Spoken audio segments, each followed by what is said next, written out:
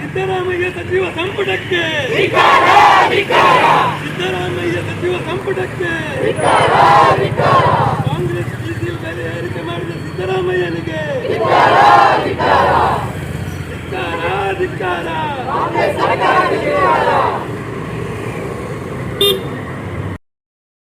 ಸಿದ್ದರಾಮಯ್ಯನವರ ಸರ್ಕಾರ ಗಾಯದ ಮೇಲೆ ಬರೆ ಎಳೆಯುವಂತಹ ನಿಟ್ಟಿನಲ್ಲಿ ಇವತ್ತು ಈಗಾಗಲೇ ಬೆಳೆ ಏರಿಕೆ ಮತ್ತು ಬರದ ನಡುವೆ ಇರುವಂತಹ ಜನರಿಗೆ ಮತ್ತೊಮ್ಮೆ ಬರೆ ಎಳೆಯುವಂತಹ ಕೆಲಸವನ್ನು ಮಾಡಿದೆ.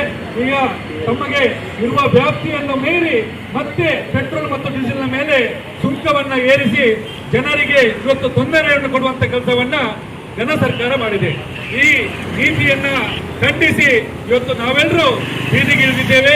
ಸರ್ಕಾರ ಜನತಾ ಪಾರ್ಟಿಯ ಸರ್ಕಾರ ಇತ್ತು.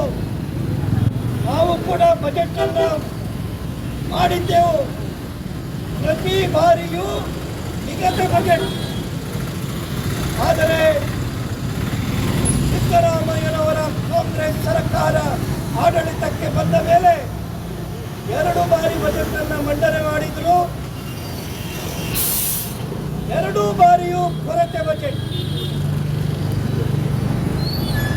మళ్ళా కష్టం ఆయన తన జోక్లేగా నాలేక పోవడందంట కొంచెం పిల్లలు వెహికల్ బోర్డు పని కృషికే అదుపు అത്ര పెద్ద పెద్ద కార్మికರ అదుపు వచ్చి వెహికల్ ఇంకేదొంది అంటే ఇది ఆ వెహికల్ ఇల్లు కుడుతూ జాలికి చెప్పడం రోడ్డు చెప్పడం